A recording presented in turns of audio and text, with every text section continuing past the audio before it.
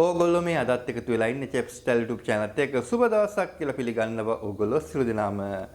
අද මම ඕගොල්ලන්ට අරන් ගිහලා තියෙන්නේ ෆුඩ් ඩේන්ජර් zone එක පිළිබඳව තමයි. අද මේ වීඩියෝ එක හරහා ඉතාමත්ම සරලව කෙටියෙන් මම ඕගොල්ලන්ට පැහැදිලි කරන්න බලාපොරොත්තු වෙමින් ඉන්නේ. ෆුඩ් ඩේන්ජර් zone එක ගැන කතා කරද්දී ඕගොල්ලන්ට ගොඩාක් කරුණු කාරණා තියෙනවා. අනිවාර්යයෙන්ම ගන්න ඊට හේතුව තමයි අපි යම්කිසි කෑමක් හදනවා නම් ගෙස් කෙනෙකුට කෑමයක් හදන්නේ මොන වගේ ටෙම්පරේචර් එකේද? අපි සලාඩ් එකක් මොන හරි ගබඩා කරනවා නම් ඒ දේවල් ගබඩා කරන්නේ මොන ටෙම්පරේචර් එකේද? අපි චිකන් වගේ ඩීප්‍රොස් කරනවා නම් ඒ වගේ දේවල් ඩීප්‍රොස් කරන්නේ මොන වගේ ටෙම්පරේචර් එකකද? ඩීෆ්‍රීසර් එකේ දානවා නම් ඩීෆ්‍රීසර් එක සාමාන්‍යයෙන් ටෙම්පරේචර් එක මොන වගේද?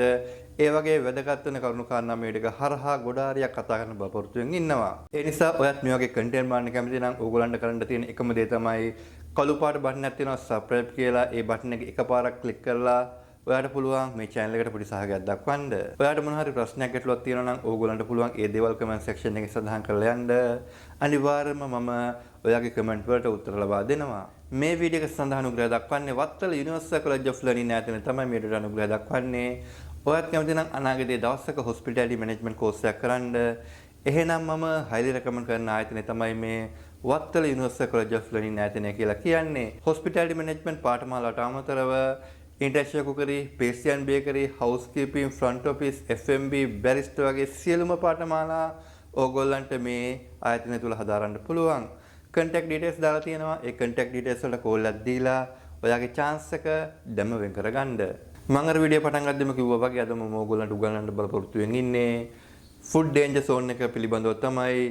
අද මේ වීඩියෝ එක හරහා ඕගොල්ලන්ට ඉතාමත්ම සරලව කෙටියෙන් මම පැහැදිලි කරන්න බලාපොරොත්තු වෙමින් ඉන්නේ. උදාහරණයක් විදිහට ගත්තොත් මෙතනට හෝල් චිකන් එකක් ගෙනත් තිබ්බොත් සාමාන්‍ය කොපමණ වෙලාවක් අපිට සාමාන්‍ය උෂ්ණත්වය අපිට තියාගන්න පුළුවන් වෙයිද කියලා මම ඕගොල්ලන්ගේ ප්‍රශ්නයක් විදිහට අහුවොත් ඕගොල්ලෝ උත්තරේ දන්නවා නම් පල්ලෙය කමෙන්ට් සෙක්ෂන් එකෙන් ඕගොල්ලෝ උත්තරේ දාන් යන්න. හෝල් චිකන් එකක් හෝ ඒවා කුමන හෝ මීට් එකක් සාමාන්‍ය පරිසර උෂ්ණත්වයේ තිබ්බොත් සාමාන්‍ය පැය 2ක් 3ක් වගේ උපරිම කාල සීමාවක් අපිට එළිය තියාගන්න පුළුවන්. පැය 2-3 පහුණාට පස්සේ ඒ මීට් එකේ පාට වෙනස් වෙන්න ගන්නවා. ඊට පස්සේ දුඟදක් හමන්න ගන්නවා. බ්ලඩ් එහෙම තියෙනවා නම් ඒ බ්ලඩ් ටික කළු පාට වෙන්න ගන්නවා. ඒ නිසා තමයි දුඟද හමන්නේ. ඕනම කෑමක් එළිය තියාගන්න පුළුවන් සීමාවක් තියෙනවා. ඒ සීමාව ඇතුළත අපේ දේවල් අපි කරගන්න ඕන. උදාහරණයක් විදිහට ගත්තොත් අපි චිකන් එකක් එළියට අරන් ඒ පැය දෙක ඉවර වෙන්න කලින් අපි කෑම එක කුක් කරලා ගෙස්සලා දෙන්න ඕන. කවදාකවත් අපි මීට් කෑල්ලා පැය දෙකක් තුනක් එළිය තියන්නේ නැහැ. ඊටමත්ම ඉක්මනින් අපි හදලා ඒ කෑම ගෙස්ට දෙන්න ඕන. ඒ නිසා තමයි ඕගොල්ලන්ට ඩේන්ජර් zone එක පිළිබඳව අපි ඉගෙන ගන්න ඕනේ. මම අර කලින් කිව්වා වගේ හෝල් චිකන් එකක් හෝ මීට් කෑල්ලක් අපි මෙතනට අරන් ආවොත් සාමාන්‍ය කාමරයේ උෂ්ණත්වය ගත්තොත් සෙල්සියස් අංශක 32ක් 33ක් විතර වගේ තමයි සාමාන්‍ය ලංකාවේ පරිසර උෂ්ණත්වය room temperature එක. ඒ කාලය ඇතුළත සාමාන්‍ය ඕනම මීට් කෑල්ලක් පැය 2-3ක් වගේ එළියට තියාගන්න පුළුවන්. ඊට එහා නම් කවදාකවත් බෑ. මේ මීට් කෑල්ල අපිට දවස් 2-3ක් විතර වගේ වැඩිපුර තියාගන්න ඕන නම් අපි කරන්නේ ඒක ෆ්‍රිජ් එකෙන් දානවා. සාමාන්‍ය ෆ්‍රිජ් එකක උෂ්ණත්වය තමයි මේ සෙල්සියස් අංශක 0ත් සෙල්සියස් අංශක 5ක් තමයි සාමාන්‍යයෙන් මේ normal ෆ්‍රිජ් එකක උෂ්ණත්වය. ඊටත් අමතරව අපි මාසයක් දෙකක් විතර වගේ ඒ චිකන් කෑල්ල හෝ මීට් කෑල්ල අපිට තියාගන්න ඕන නම් අපි කෙලින්ම ඩීෆ්‍රීසර් එකකට දානවා. ඩීෆ්‍රීසර් එකේ උෂ්ණත්වය සෙල්සියස් අංශක -18යි. -18 අපිට මාසයක් දෙකක් මාසයක් 3ක් 4ක් වගේ කිසිම ගැටලුවක් නැතුව අවුරුද්දක් දක්වා තියාගන්න පුළුවන් ඕනම මීට් කෑල්ලක්.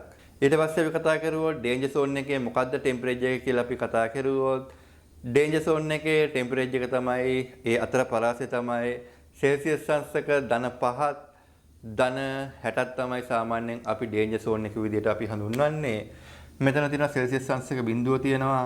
ඊට පස්සේ 0.5ක් ගියාම ඊට පස්සේ සෙල්සියස් අංශක -5 එනවා.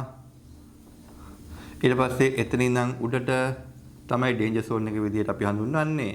මේ කෑල්ලම අපි ඩේන්ජර් zone එක විදිහට තමයි අපි හඳුන්වන්නේ. මේ පැත්තේ තියෙන්නේ සෙල්සියස්, මේ පැත්තේ තියෙන්නේ ෆැරන්හයිට්. සෙල්සියස් අංශක 0 කියලා කියන්නේ ෆැරන්හයිට් 40ක්, සෙල්සියස් අංශක 60ක් කියලා කියන්නේ ෆැරන්හයිට් 140ක්. මේ සෙල්සියස් අංශක 5 සෙල්සියස් අංශක 60ක් කියන උෂ්ණත්වයේ තියෙන ඕනම කෑමක් අනිවාර්යයෙන්ම පැය 4-5ක් ඇතුළත අනිවාර්යයෙන්ම සවුත් වෙනවා. ඒක තමයි උදේ හදන කෑම ආයේ දවල් 2-3 විතර වෙද්දී ආයෙ අපි රත් කරන්නේ. ඊට පස්සේ අපි කතා කරුවොත් කෑම හීට් කරන ටෙම්පරේචර් ගැන කතා කරුවොත් සෙල්සියස් අංශක 63ට තමයි සාමාන්‍යයෙන් අපි ඕනම කෑමක් කුක් කරන්නේ. උදාහරණයක් කියලා ගත්තොත් ඒක රයිස් එකක් වෙන්න පුළුවන්, චිකන් එකක් වෙන්න පුළුවන්, බීෆ් එකක් වෙන්න පුළුවන්. ඕනම කුක් කරන කෑමක් පස්තයක් වෙන්න පුළුවන්. ඕනම කුක් කරන කෑමක් සෙල්සියස් අංශක 63ට වඩා වැඩිපුර අනිවාර්යයෙන්ම කුක් කරන්න ඕන. සෙල්සියස් අංශක 60 තමයි මේ අවම සීමාව. නමුත් අපි අනිවාර්යයෙන්ම 63ට කුක් කරන්න ඕන. කුක් කරන්නේ සෙල්සියස් අංශක 63ට ෆ්‍රිජ් එකක දාලා තියෙන දෙයක් වුණත් අපි කුක් කරන්නේ සෙල්සියස් අංශක 63ට. ඒ කියන්නේ රීහීට් කරන අයිටම් එකක් පවා අපි කුක් කරන්නේ සෙල්සියස් අංශක 63ට. ෆැරන්හයිට් විදිහට ගත්තොත් ෆැරන්හයිට් 145ක්. වෝටර් බොයිල් වෙන උෂ්ණත්වය තමයි මේ සෙල්සියස් අංශක 100 කියලා කියන්නේ. වතුර එකක් බොයිල් වෙන්නේ සෙල්සියස් අංශක 100න්. ෆැරන්හයිට් විදිහට ගත්තොත් ෆැරන්හයිට් 212ක්. ඊට පස්සේ අපි salad item, fruit item, vegetable item, cake item, ඒ වගේ තියෙන උෂ්ණත්වය ගැන කතා කරුවොත් මිල්ක් අයිටම්, එග් අයිටම්, ඒ වගේ දේවල් තියෙන උෂ්ණත්වය ගැන කතා කරුවොත් ධන 5ට අඩුවෙන් තමයි සාමාන්‍යයෙන් අපි තියන්න ඕනේ. සාමාන්‍යයෙන් ගත්තොත් සෙල්සියස් අංශක 4කට වගේ තමයි සාමාන්‍ය ස්ටෑන්ඩඩ් විදිහට තියන්න ඕනේ. බැර වෙලා හරි සෙල්සියස් අංශක 2ක් 3ක් විතර වගේ වුණොත් සමහරවිට සලාඩ් අයිටම් ෆ්‍රීසන්, සමහරවිට සලාඩ් අයිටම් ෆ්‍රෝසන් වෙන්න පුළුවන්, අයිස් බෙදෙන්න පුළුවන්. ඒ හේතුවෙන් අපේ සලාඩ් වර්ග සවුත් වෙන්න පුළුවන්, සලාඩ් වෙන්න පුළුවන්, ෆෘට් වෙන්න පුළුවන්. ඒ වගේ දේවල් සවුත් වෙන්න පුළුවන් ඕනට වැඩිය කූල් වුණොත්. ඊට පස්සේ අපි කතා කරුවා බුෆේ වල ටෙම්පරේචර් ගැන කතා කරුවොත් බුෆේ එකේ ටෙම්පරේචර් එක අනිවාර්යයෙන්ම තියෙන්න ඕන සෙල්සියස් අංශක 63. ඒ නිසා තමයි බුෆේ එකේ යට ෆියුල් දාලා රත් කරන්නේ සර්ෆින් ඩිෂ් එක වතුර දාලා සෙල්සියස් අංශක 63 තියාගෙන තමයි අපි ඒ විදිහට අපි සර්ෆින් ඩිෂ් එක රත් කරන්නේ. මම හිතනවා මේ ටික හරහා ඔයගොල්ලෝ යම් කිසි අලුත් දෙයක් ඉගෙන ගන්න ඇති කියලා. මේ වීඩියෝ එක ඉතාමත්ම කෙටි වීඩියෝ එකක්. මම ට්‍රයල් තමයි කරන්නේ මේ වයිට් බෝඩ් එකේ. මොකද මට ලයිටින් සිස්ටම් එක හදාගන්න ඕන, කැමරාව ටිකක් ફોකස් කරගන්න ඕන, මම කතා කරන විදිය ටිකක් හදාගන්න ඕන. නැත්නම් මම පුටුවක් තියාගෙන ටේබල් එක ඉස්සරහත් ඉඳන් තමයි කතා කරන්නේ. මේක මට වෙනස් විදිය අත්දැකීමක්. ඒ නිසා ටික දවසක් දෙන්න මම හදාගන්නවා ලොකු විශාල කන්ටෙන්ට් ප්‍රමාණයක් තියෙනවා අරන් ඉන්න වයිට් බෝඩ් එකේ. වයිට් බෝඩ් එකේ කිරුවොත් තමයි සමහර දේවල් ඔයගොල්ලන්ට පැහැදිලි වෙන්නේ. මම හිතනවා මේ ටික හරහා ඔයගොල්ලෝ යම් කිසි අලුත් දෙයක් ඉගෙන ගන්න ඇති කියලා. ඕගොල්ලොත් මේ වගේ කන්ටෙන්ට් බලන්න කැමති නම් ඕගොල්ලන්ට කරන්න තියෙන එකම දේ තමයි කළු පාට බටන් එකක් තියෙනවා සබ්ස්ක්‍රයිබ් කියලා. ඒ බටන් එක එකපාරක් ක්ලික් කරලා ඕගොල්ලන්ට පුළුවන් මට සහයෝගයක් දෙන්න. මම අර කලින් කිව්වා වගේ ඕගොල්ලන්ට ප්‍රශ්නයක් ගැටලුවක් තියෙනවා නම් පල්ලෙහා කමෙන්ට් සෙක්ෂන් එක තියෙනවා. ඒ කමෙන්ට් සෙක්ෂන් එකට ගිහිල්ලා ඔයාගේ ප්‍රශ්න ගැටලුව, යෝජනාව, චෝදනාව මොකක් හරි වෙන්න පුළුවන් කමෙන්ට් සෙක්ෂන් එකේ සඳහන් කරලා යන්න. අනිවාර්යයෙන්ම මම ඕගොල්ලන්ගේ කමෙන්ට් වලට උත්තර ලබා දෙනවා.